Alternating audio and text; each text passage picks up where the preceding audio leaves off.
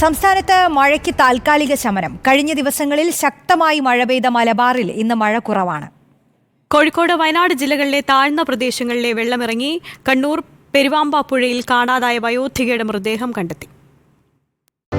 തകർത്തു പെയ്ത മഴയ്ക്ക് താൽക്കാലിക ശമനം. സംസ്ഥാനത്ത് മിക്കയിടത്തും മഴ നന്നേ കുറവാണ്. കഴിഞ്ഞ ദിവസങ്ങളിൽ മലബാർ മേഖലയിലാണ് കൂടുതൽ മഴ പെയ്തത്. എന്നാൽ ഇന്നലെ രാത്രി മുതൽ തുടർച്ചയായ ശക്തമായ മഴ എവിടെയും റിപ്പോർട്ട് ചെയ്തിട്ടില്ല. കണ്ണൂർ പെരുവാമ്പാപ്പുഴയിൽ കാണാതായ വയോധികയുടെ മൃതദേഹം ഇന്നു പുലർച്ചെയോടെ കണ്ടെത്തി. ഒഴുക്കിൽപ്പെട്ട സ്ഥലത്തിന് 5 കിലോമീറ്റർ അകലെ വെച്ചാണ് കോഡൂർ മാധവിയുടെ മൃതദേഹം കണ്ടെത്തിയത്.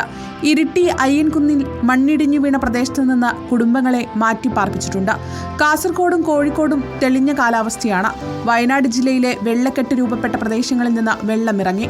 വെള്ളപ്പൊക്ക ഭീഷണി കാരണം ദുരിതാശ്വാസ ക്യാമ്പുകളിലേക്ക് മാറ്റിയ അഞ്ചുകുന്ന്, വെള്ളരിവയൽ, മൊട്ടമ്മൽ പ്രദേശത്തെ നിരവധി കുടുംബങ്ങൾ ക്യാമ്പുകളിൽ തുടരുന്നു.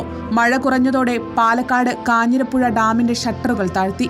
തെക്കൻ ജില്ലകളിലും കാര്യമായ മഴയും മഴക്കെടുതികളും റിപ്പോർട്ട് ചെയ്തിട്ടില്ല. ജലാശയങ്ങളിലെ ജലനിരപ്പും താഴ്ന്നിട്ടുണ്ട്. വിവിധ ബ്യൂറോകൾക്കൊപ്പം റിപ്പോർട്ടർ, കണ്ണൂർ.